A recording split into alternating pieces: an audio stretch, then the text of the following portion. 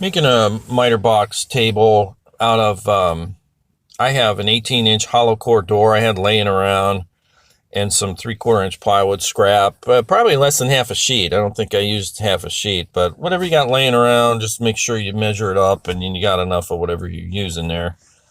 I centered the saw on the door there, and I made some marks. I'm going to make the sides a little bit deeper than the saw itself.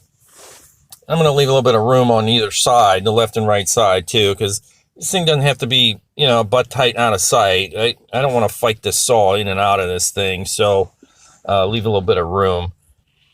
The only really important measurements here are going to be from the top of the door to the top of your cutting surface there, and I'm going to overlap the front edge of the door to the top of the cutting surface.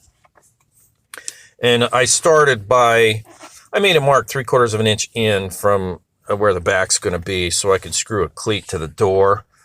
And then that'll give me a surface to screw the back edge support for the top. I'll screw to that. I'm just using drywall screws. No glue, nothing like that. I didn't even pre-drill. This plywood's not going to split on you, but if you're using 1x material, it might split. You might want to pre-drill that. But I made one of these tables about 8 years ago, and I just threw it away not too long ago. So I beat the crap out of this thing, and it holds up great. So a really inexpensive way of going about this.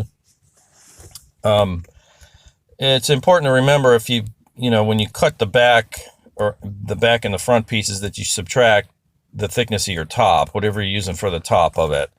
So I'm using 3/4, so I ripped these back supports 3/4 inch less,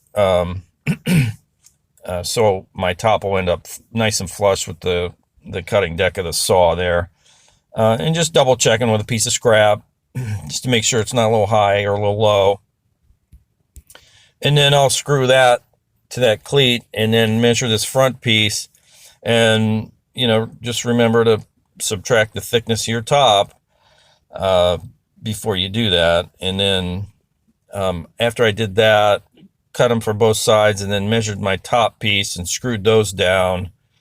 You can see kind of how it's constructed there. Super simple, nice and sturdy. Got a little shelf on the back to throw your, hand tools and little chunks of wood or whatever you got. And yeah, this thing works great. Couple of sawhorses. And I don't really if you need this thing to be more permanent, with Extend-A-Fence and all that, you can, put a square or straight edge across there and, just make some marks and use some more material, whether you just need a straight edge like that, or if you need, some height to it, you could build it up or whatever. The only thing with making this thing more permanent is the saw needs to not move at all, to make sure your sides stay square. So you have to put some stop blocks if you're pulling your saw in and out, or you can, wedge this thing in there nice and tight before you do the Extend-A-Fence there. But either way, portable or, fixed in position. Like I said, if you got an old door or something like that, it makes a great little table. Like I said, I use this thing quite a bit. Just make sure when you make your box that you don't make it too tight, or you make sure turn your saw left and right, make sure it's not going to hit in the front or the back when you make your little side box there. Other than that, a great little project. I don't think it took me an hour. It probably took me longer to dig the door and the scrap plywood out. But yeah, if you got some scrap laying around, you need a chop box table, it's not hard. So have at it. Good luck.